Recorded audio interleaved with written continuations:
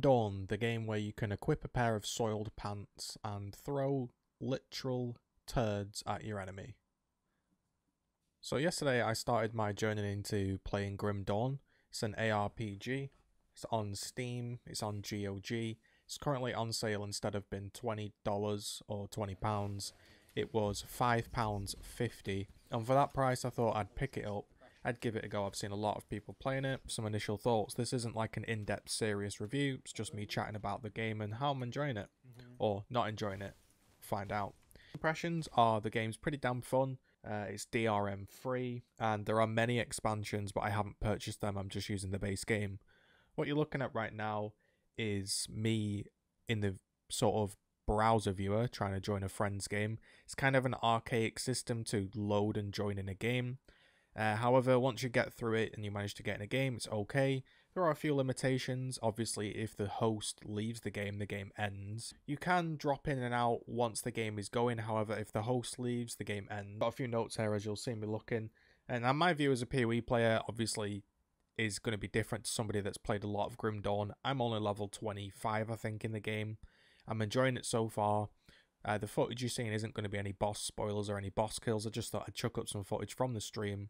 Has a pretty in-depth tree system, as you're seeing here. Sort of bar moves along, which allows you to allocate points. So you put points into the bottom, which then allow you to sort of allocate these keystones. I'm not really following a build, so I'm kind of winging it. I am playing a occultist, and what I'm trying to do is just get a big two-handed weapon and sort of scale up, I guess, lightning damage. Again, like any ARPG, the vendors sell stuff. However, in this game I have noticed the vendors often do sell good upgrades. Quite often, pretty much every time I've visited a new vendor, there has been an upgrade available for me. Unlike in Path of Exile, where realistically you don't use the vendors for actual weapons and gear after you've sort of got past like Act 1. In this game, once I get higher up, the vendors become such, you know, like PoE where they're a bit useless. However, right now they sell me some rings, they sell me some stuff that I can use, and they seem pretty decent. One thing I have noticed about this game, the monsters really do swarm you. When playing this game, they really push at you at quite, I guess, a lot of speed, which makes you kite back. So whereas in other games, you're pretty much always going forwards and the monsters are trying to sort of keep up and you just run past them. In this game, they sort of are like a horde coming towards you, which sort of makes you explore different areas of the map. In Path of Exile, you pretty much stick to the main route, and there's no really reason to sway from that. In this game, there are a few secrets we've noticed. Shooting walls opens up some different areas that have given us some good loots, and generally, because the monsters really attack you in sort of different waves and different cones of directions, you get pushed around and you end up going into little corners and crevices that you probably wouldn't do in a different game, because the monsters really do come and attack you. This game drops quite a lot of stuff, I've noticed. This doesn't have a trading system, however you can trade with people in your party, I believe. So the game's sort of differently balanced than Path of Exile.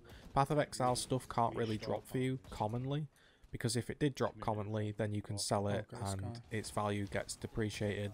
Sort of supply and demand. If shavs are dropping all the time, shavs aren't going to be expensive. In this game, because there isn't really a trading system, a lot of stuff can drop for you, and that's fine. But because there is no trading system really, there are benefits and downsides obviously to this. However, I'm just telling you how I feel about it. It seems okay. Quite like the fact that the game drops a lot of stuff, and along the way I found a lot of upgrades. Something to note is the game has these little, I'm not too familiar with the term, but they have like crafting jewels and gems and different sort of pieces that slot into your gear, and you can enchant the gear. I'll use the word enchant, maybe that's not the correct term, but pretty much you can drop a green orb on and it'll give your sword 5 extra acid damage or something like that, you know, some more physical damage. These are little upgrades that you can put onto your weapons, and they might not be a huge upgrade, they might only be 5 damage, but along the way as you play, you definitely feel like you're always progressing your gear.